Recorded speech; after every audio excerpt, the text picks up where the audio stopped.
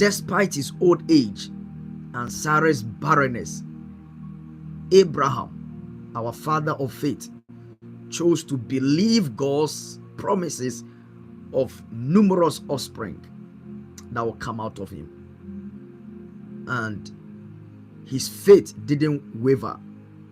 Even when circumstances seemed hopeless, he had hope that God was able, that the Lord who has promised was able to bring the promises to pass. And so it was. Again, we see a future and a hope in what God promises us. In Jeremiah chapter 29 verses 11, it says, "For I know the plans I have for you, declares the Lord. Plans to prosper you and not to harm you.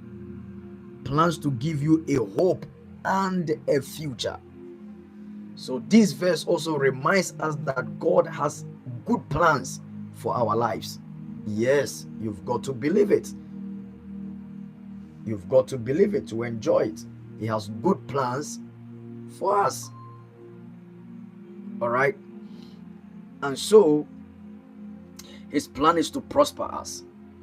His plans are meant to prosper us and not to harm us. His plans are designed to give us a hope and a future, no matter what we are facing today, no matter what we are going through today. Come on now.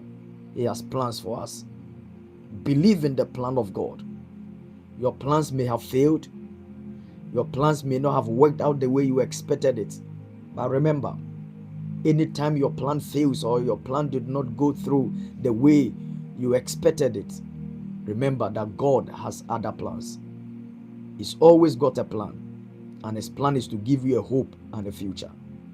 So, dearly beloved, based upon these two scriptures that we have read, let us affirm the following truth. And one of the truths is that God's promises are yes and amen. His promises are yes and amen. God's promises are yes and amen. Just like Abraham, we can choose to believe God's promises. We can choose to believe it. The choice is ours. The choice is yours. You can choose to believe God's promises even when circumstances seem impossible. I have said that you have met people who have said, or you may have even said it, that I have looked left, I've looked right, I've looked behind, and there is no help.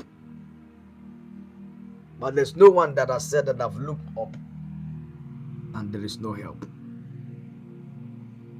Situations may seem impossible, but his word is worthy, is trustworthy. You can trust his word, you can rely on his word. His plans are for our good. All right. So another truth that we must affirm is that our current situation does not define us. Our identity is not shaped by our current situations. Okay. Our present circumstances don't dictate our future. God's plans for us believers, his plans are bigger than our current struggles. All right.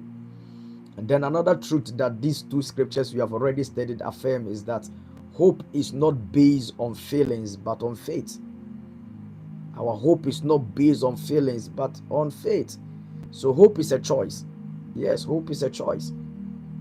Hope is a choice. You can choose to say you are not hopeless, or you can choose to say you are hopeless. We can choose to believe God's promises even when we don't feel hopeful. And the truth is that as we do, our feelings will begin to align with our faith.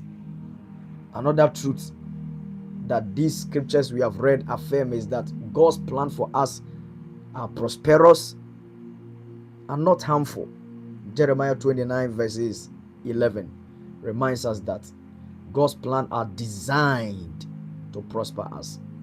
His plans are designed to prosper us, not to harm us. So we can trust his goodness. We can trust his love. Okay.